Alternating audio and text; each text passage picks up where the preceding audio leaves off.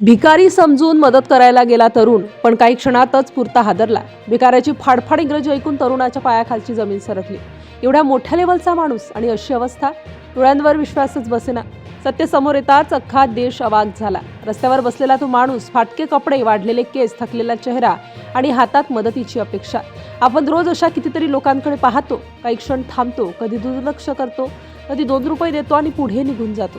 तोही तसाच एक दिवस होता. मुंबईचा गजबजलेला रस्ता, गाड्यांचा आवाज, लोकांची घाई, कुणालाच कुणासाठी वेळ नाही. आणि त्याच रस्त्यावर एक तरुण थांबतो. हा तरुण म्हणजे सोशल मीडिया इन्फ्लुएन्सर मयुरेश. नेहमी गरजू लोकांना मदत करणारा, कॅमेऱ्यामागून समाजाचं वास्तव दाखवणारा. तो त्या वृद्ध व्यक्तीकडे पाहतो. मनात एकच विचार, आज यालाही थोडी मदत करावी. मयुरेश पुढे सरसावतो, साध्या शब्दात बोलायला सुरुवात करतो आणि इथेच सगळं बदलतं. त्या वृद्ध व्यक्तीचा आवाज ऐकून क्षणभर मयुरेश स्तब्ध होतो. कारण समोरचा माणूस तुटक नाही, गोंधळलेला नाही, तर थेट, स्पष्ट आणि आत्मविश्वासात बोलतो. तेही फाड इंग्रजीत. क्षणभर वाटतं कदाचित हा कुणाचा अभिनय असेल, कदाचित कॅमेऱ्यासाठी काहीतरी नाटक. पण नाही. तो माणूस शांतपणे मराठी, हिंदी आणि इंग्रजी तीनही भाषा इतक्या सहजतेने बदलतो की ऐकणारा गोंधळून जातो. बाहेरून भिकारी वाटणारा हा माणूस आतून मात्र प्रचंड स्वाभिमानी आहे हे हळूहळू जाणवू लागतं. मयुरेश त्याची अवस्था पाहतो. वाढलेले केस, दाढी, थकलेला चेहरा. तो सहज म्हणतो, तुम्ही केस कापून घेतले तर बरं दिसाल.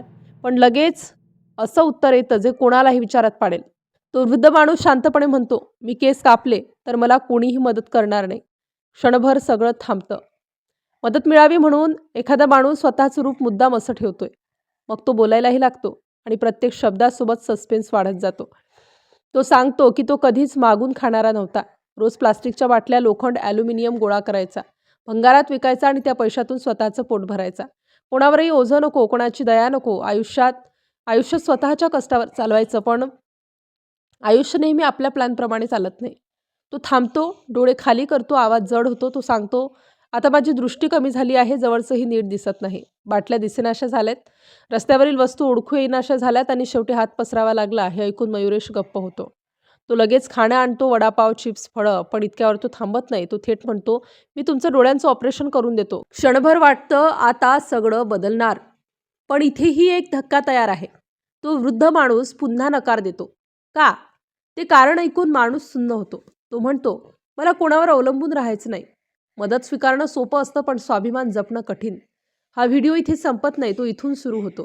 मयुरेश हा व्हिडिओ पोस्ट करतो. कॅप्शनमध्ये एक वाक्य लिहितो, आपण सगळं बदलू शकत नाही, पण काहीतरी नक्कीच बदलू शकतो. आणि मग देशभरात खळबळ उडते. एका दिवसात 11 लाखांहून अधिक व्ह्यूज, लाखो लोक अवाक. कमेंट्समध्ये एकच प्रश्न, आपण किती सहजपणे लोकांना जज करतो. आणि इथेच त्या व्हिडिओचा खरा अर्थ समोर येतो. तो माणूस भिकारी नव्हता, तो परिस्थितीचा बळी होता. बाहेरून दिसणारं रूप आणि आतलं वास्तव यात किती मोठा फरक असतो हे या घटनेनं संपूर्ण देशाला दाखवून दिलं. रस्त्यावर भेटणारी प्रत्येक व्यक्ती ती भिकारीच असेल असं नाही. कधीकधी तो आपल्या कल्पनेपेक्षा खूप मोठा माणूस असतो. फक्त आयुष्याने त्याची परीक्षा घेतलेली असते.